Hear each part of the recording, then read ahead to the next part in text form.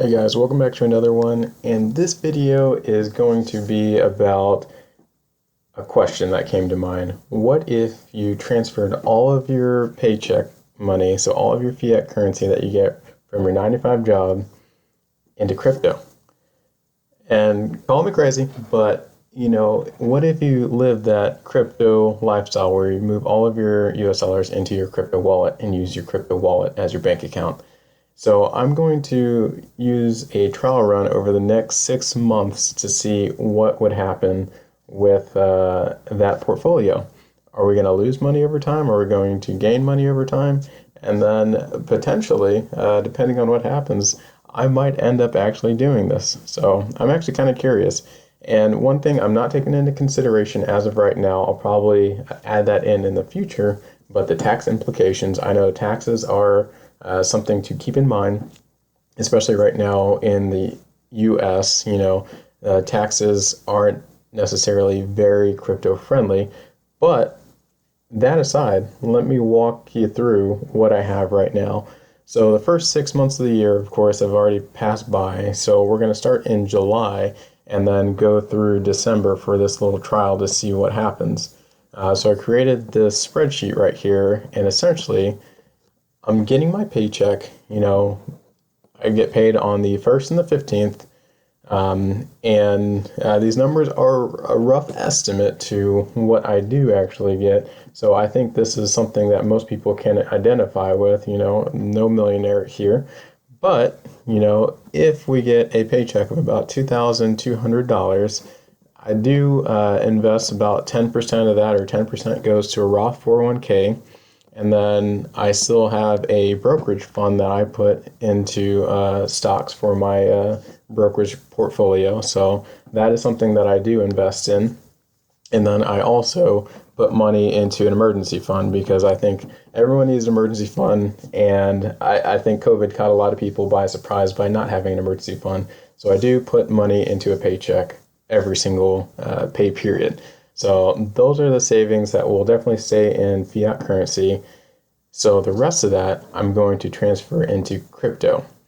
And for this one, I decided, we'll just start off with BTC, so Bitcoin, and see what happens from there, since the entire market kind of trends off of Bitcoin. And I might make a couple more of these sheets or different pages on this sheet to add in, what if I did Ethereum, or what if I did Cardano, or Dogecoin, just to see what would happen. I don't think I'd ever put my entire paycheck into Dogecoin, but I'm kind of curious actually just to see what will happen. So I'm transferring, $1,700, the remaining amount of my paycheck after my fiat savings, into crypto. So I would choose the, start date on 1 July. And this one I have not done. I kind of had to backtrack a little bit because I just came up with this idea right now. And on 1 July, the price of BTC was about $33,420. From there, I thought about it. I very rarely pay off anything in cash right away. Most of it is paid off via credit cards, and that's whenever my credit card cycle is due. So, hopefully, I think most people, pay their bills in a similar fashion. So, I thought most times you don't need cash on you. And if you do, I'm sure there's always a way to pull a little bit of cash out to pay for things, to tip and whatnot. But a majority of my payments, it's done with a credit card, which is pretty interesting. So I could transfer all of my money into cryptocurrency, let it sit there, either go up or down. We'll see what happens, since we know crypto is very volatile. And then at the end of the month, when I do need that money to pay off my credit card bills, then I just transfer it back into, fiat currency from, in this example, Bitcoin, and then pay off my credit card bills, which in turn encompasses all of the rest of, expenses that I've racked up over the month. So these are just some estimates over the past month. This, starting on the 15th, I will do a better job of documenting, what bills I do have. So, under the bills is the internet bill, the water bill, heating, electricity, all that good stuff.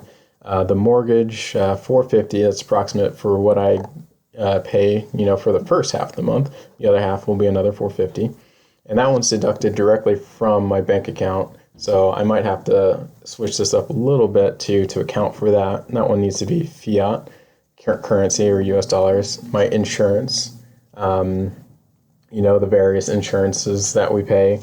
And then the rest are credit card bills, kind of like I talked about. So every time we go to the grocery store and get food for the week, that's paid for by credit card. So that would be included in there.